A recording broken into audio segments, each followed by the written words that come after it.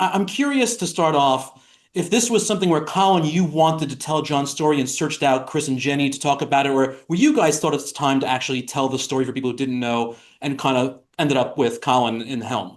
It was the latter. Yeah, Ryan Reynolds really championed a lot of this. And at the same time, us as a family, we really felt like it was time.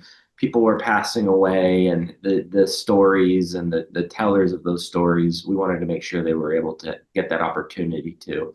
And through that, and it was right around the beginning of the pandemic, we then reached out to Colin because of his skill and is the fact that he did make two other previous really talented documentaries. So that's really how it started. Clearly, Jenny and Chris, this is your family, this is your life, and Colin, as a fan, whether it be through your family or just in general, finding that you found where there was a sense where a lot of people didn't know certain aspects, whether it was his work or his life, compared to what you thought how much people knew in getting this all together. That's the thing, right?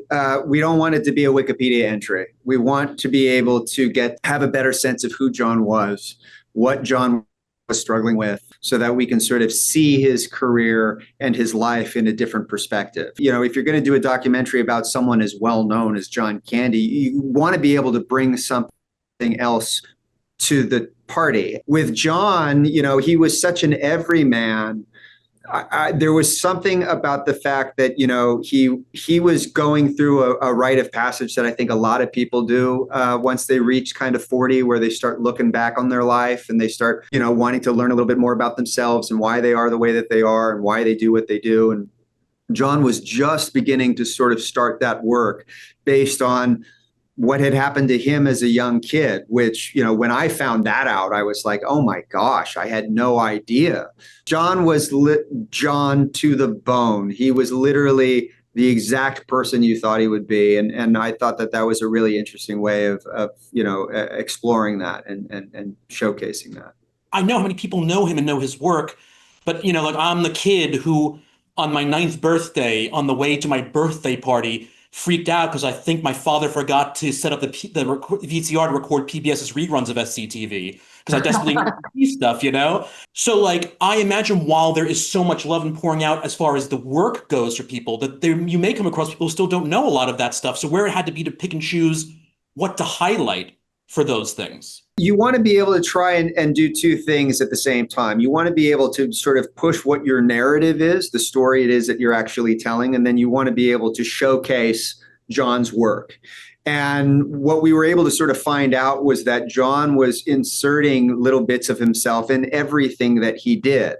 And he did it in a way that was so genuine and so unique that everybody loved being there with him to do it. And so the ability to be able to sort of showcase, a scene from Splash, a scene from The Great Outdoors, scenes from Summer Rental, and to be able to showcase what was going on in his life and how that presented itself, how he was able to sort of put that into his work, I thought was really interesting and engaging. And as an actor, I thought that was really sort of fascinating. And as a director, I thought it was a really a good way to sort of present all of that kind of information in the story. I'm trying to avoid kind of getting too emotional, I guess, but I do want to talk about the part of the film that does talk about his actual passing, because you go from Don Lake talking about the idea of the Bible and going home, and then you immediately go into images of John missing from his homes and his films. Yes.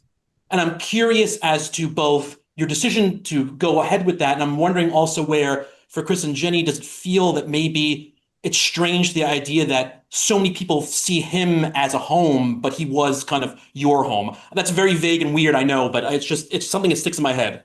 I think I know where you're leaning toward. Yeah. I don't think that's wrong. I thought they were incredibly powerful images. And I thought it was an incredibly effective way of being able to convey what that home is. Yeah, it's a still image of a house, of a door, of a bed, but it is a feeling. And we wanted this film to feel like a John Candy movie. We wanted it to feel, have that special quality that all of John's films seem to have. And that just seemed like an incredibly effective, powerful way to do it in a very, very simple form. I was really happy when we landed at that, but I'll hand it off to you guys now. He spent so much time on the road and away from home that I didn't really understand how difficult that could be.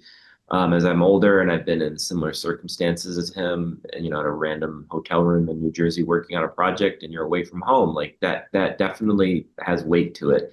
And then you couple that with they didn't really have a proper home when they were growing up. They were at their great grandmother's house, or excuse me, their grandmother's house. Like there was all of these elements of finding home. And yeah, I think, Jen, you definitely remember more than I do in certain ways, but he Well, loved being back home with us.